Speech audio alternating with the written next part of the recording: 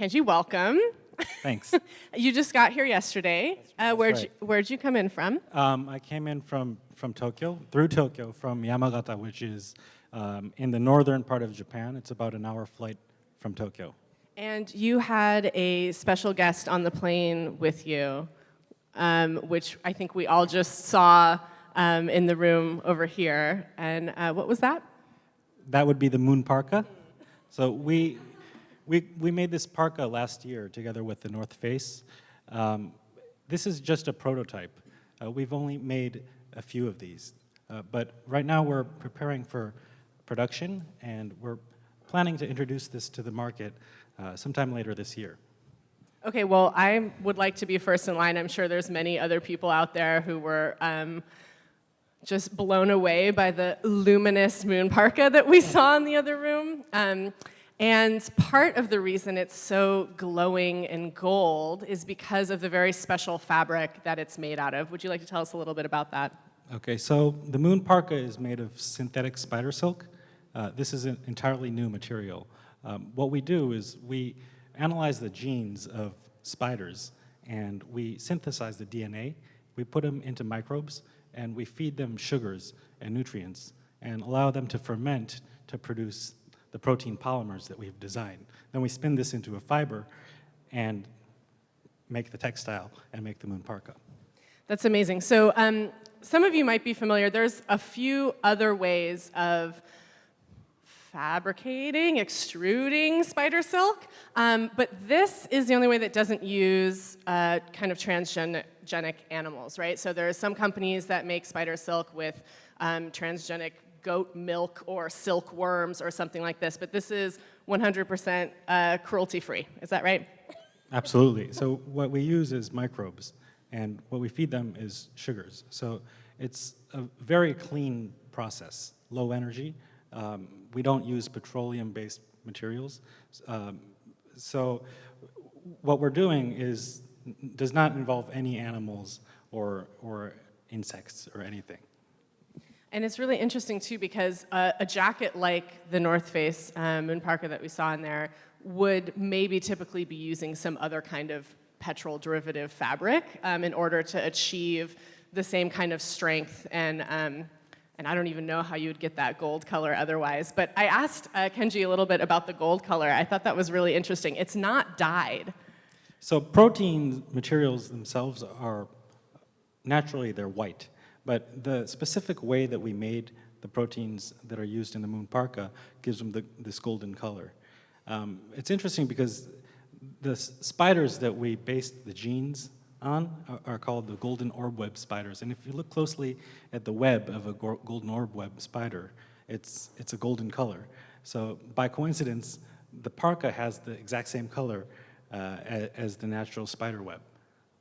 That's amazing. And it's funny because when Gion introduced us, she was saying how incredible it is that you could get a jacket like that from spiders. But in fact, you couldn't really get a jacket like that from spiders. It requires a little bit of science in order to be able to manufacture a fabric on that scale. Yes. So there have been people who caught a lot of spiders and reeled in the silks and made a fabric out of it. But this it takes a lot of work and a lot of time to try to do something like that. What we're doing is we're using microbes and to create synthetic proteins to make our fibers. This is what we're making is different from natural spider silk. We're able to add chemicals to improve the properties of the silks. We're able to make them in really long filaments, or we can change the diameter of the silks. So we have a huge amount of control over the properties and functionalities of the materials that we're creating. That's amazing. I'm really excited to talk a little bit more about the different functionalities that you can kind of program into the proteins a little bit later. But you also mentioned the golden orb spiders, and I had looked up online before I came, have there been any instances of weaving actual spider silk from spiders, like mechanically by hand? And just to give you an idea, there was a kind of art project maybe about 5 years ago that produced an 11-foot by 4-foot golden orb spider web cape. It took 84 people 4 years to collect 1 million spiders in order to make that one single cape. So this is kind of a just situation where not only does the science kind of just blow the roof off of what the manufacturing capabilities could be, but also that you can engineer what those proteins do is a really kind of amazing step forward. I think maybe what we could do now is take a look. We have a video that kind of shows a little bit about the process that kind of went into making the moon parka. Okay.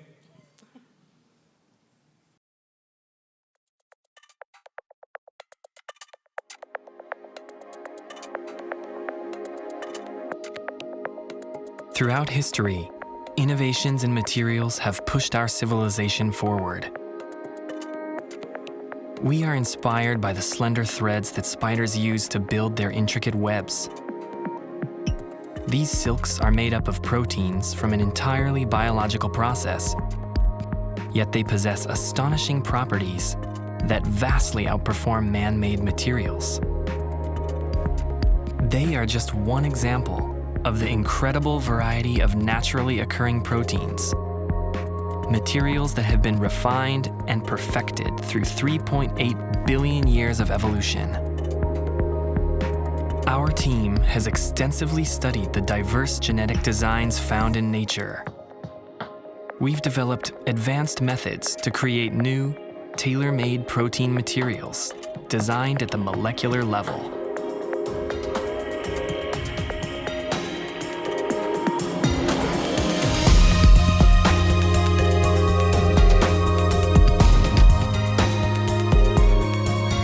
For the first time in history, we are harnessing the power of evolution in order to create high-performance, sustainable, and exciting protein materials.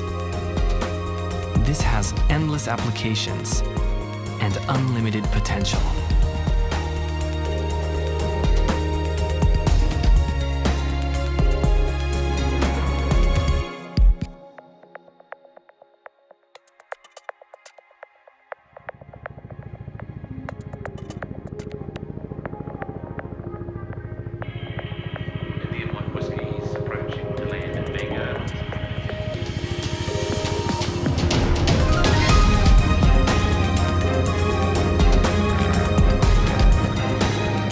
This is the dawn of a new era. This creative endeavor could transform not only manufacturing, but our entire society. We have vision, drive, and determination. The revolution starts now.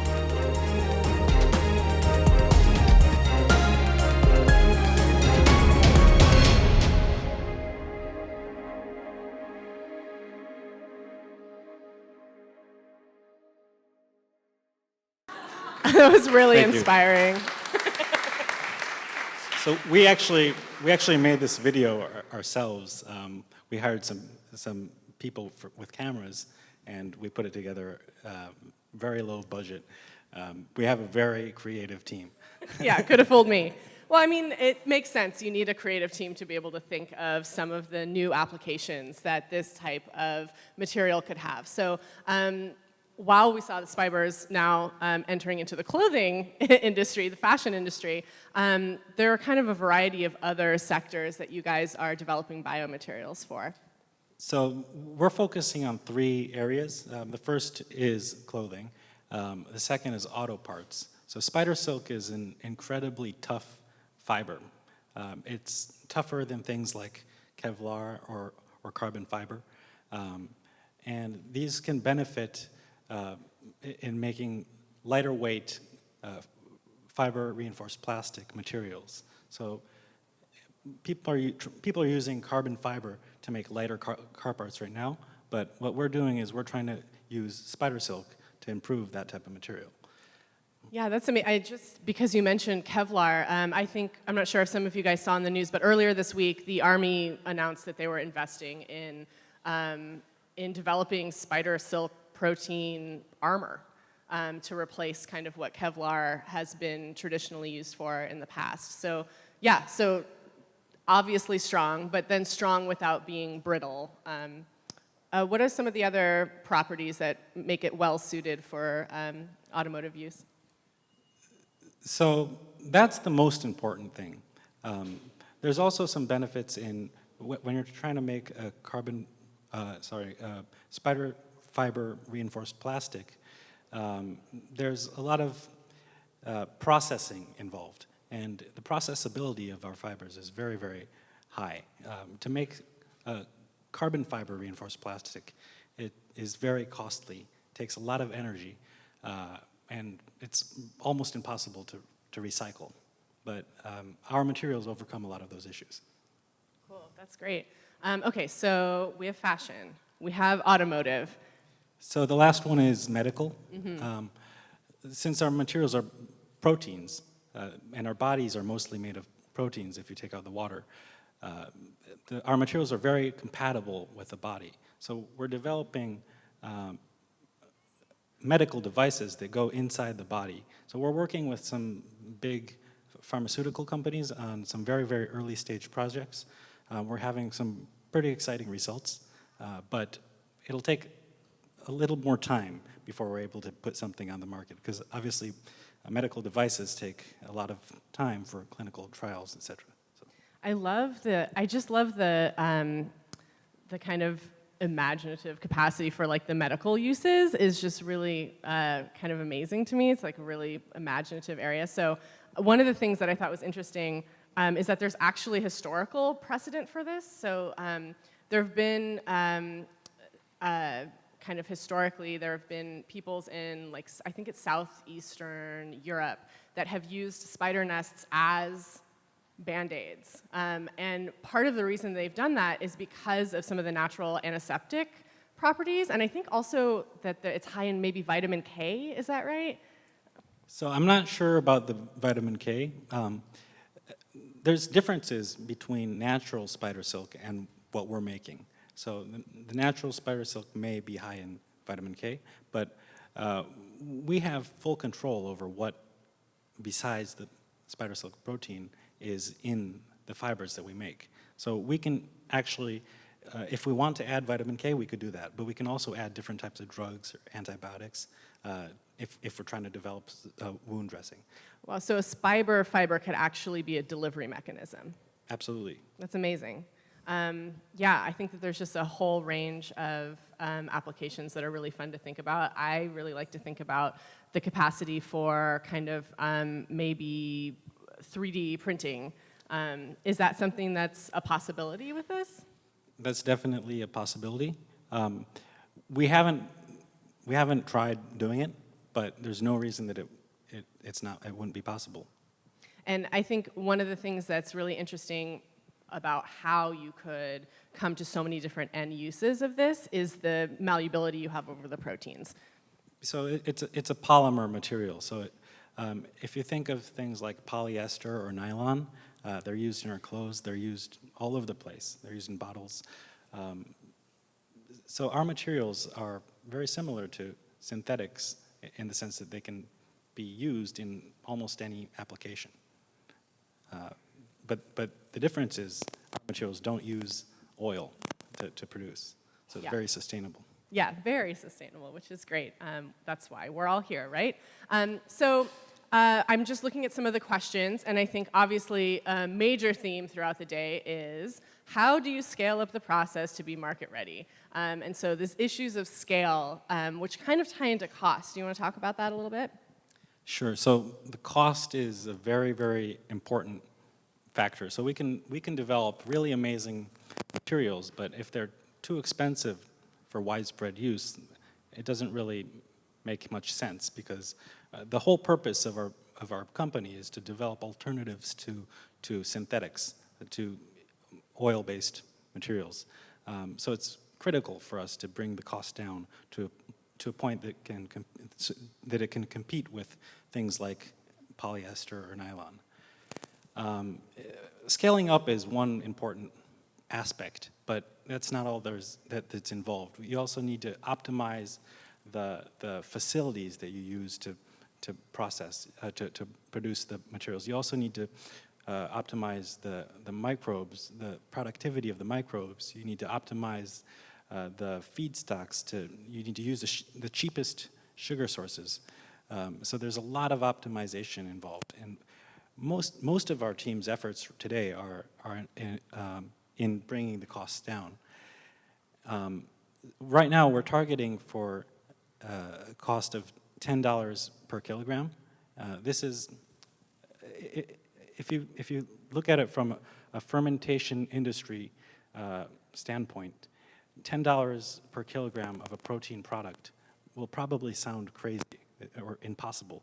But we've come to a point where this is in our reach, and this is our current target. It's going to take a little bit more time for us to get there, but we're going to get there. And at that price point, there's a pretty big market that can use the materials at that type of price. But ultimately, we need to bring it down a lot lower. Polyester, nylon, we're talking about $2 a kilogram. So that's our ultimate target, but $10 is where we're trying to get right now. I think it's really interesting. I also used to work in the fashion industry, and I used to manage a manufacturing facility here in San Francisco. And so when you think about, right, you have a prototype, and you have to then get the manufacturing line lean in order to make a product, that's like affordable and all these things. The thing that's so interesting to me here is that, the factory is a cell. Right? So that those sorts of lean manufacturing practices are actually now needing to get applied towards the science behind it, which I think is just like a really exciting and new bleeding edge endeavor. So that's great. Let's see what else we have here. How did you come into the partnership with North Face? So we were searching for the best partner in the apparel or clothing industry for a while, and the North Face has they have a vision and they have values that resonate with us at a very high level. So in the end, it was a very easy decision. And how long? Let's see. Is it biodegradable, and how long does it last? The fabric? So this depends on what kind of additives you add, what kind of spinning process you use, what kind of design you use in the polymer. This stuff affects how easy it's degraded. So, but it is biodegradable. Yes, Yes. but we could, if you want it to last, you can tweak it to last. If you want it to degrade quickly, you can tweak it to degrade quickly. Right, so the answer with most of these questions here is that it's customizable. Absolutely. Is the answer. Cool. So are there advantages of Spiber silk over silkworm silk? Yes, a lot. Silkworm silk is, what you get is what comes out of the silkworm's mouth. You don't have much control over the properties or the quality of the fiber that you get. Silkworm makes a filament that is about 9,000 meters long, 900 meters long, and it's not longer than that. And the thickness of the filament is different depending on which part of that long filament you're looking at. And also, the thickness is the given thickness that the silkworm happens to spit out. So, since we use a synthetic or a artificial process to create our materials, we have full control over the diameter, the length, what additives are added. So what we can do is, it's a completely different dimension of design flexibility compared to things like silkworm silk. Mm-hmm. Yeah, design flexibility and then also usability. Just what you were saying, the kind of organic features, organic is the nice word that we use to describe flaws in something like a natural silkworm silk. You can use everything you make. Absolutely. Yeah. Right, that's great. So one of the things that that was really exciting for me to hear in the video was how you're kind of relying on the fact that evolution has done most of the work for us here. It's had a long time to kind of arrive at some of these technologies, and that you're just kind of picking up where they left off. So I really wanted to hear a little bit more from you about how Spiber kind of looks to nature for inspiration. So to start with spider silks, there's about 40,000 different species of spiders that are known today. There's probably a lot more that we don't know about yet. Each of these different species has evolved in different environments, and they have created silks that are optimized to their own environments. There's stretchier silks, there's stronger silks, there's softer silks. There's all sorts of different silks that have been optimized for their specific purposes, and each of these silks have different DNA, different genetic sequences, different protein amino acid sequences for each type of silk. So we've been analyzing all sorts of different spider silk genes. We actually have a team that goes around in nature gathering samples of spiders and analyzing their DNA and analyzing their fiber properties to understand and to learn from nature. So we're not only looking at spider silks, we're also looking at different insects and plants and animals. There's a huge variety of biodiversity, huge variety of different proteins that have evolved in all sorts of different species in nature. So, and humanity hasn't really had a chance to tap into all of the knowledge, all of the proteins that have been developed throughout the history of life on our planet. So what we're trying to do is we're trying to understand the properties of all of these different materials, protein materials that are used in nature, and learn from them and use that knowledge to improve our protein design. I love that. Well, I officially volunteer for your Spiber field trip crew. I would love to go out gathering spiders with you at any point. I think we're almost done. I would just like to hear from you, like, if we reconvene in a year, what would you like to be able to tell everybody? So I hope that we will have enough product to have everybody be able to buy a moon parka. Moon parkas for everybody. Great. Thank you so much, Kenji. Thank you.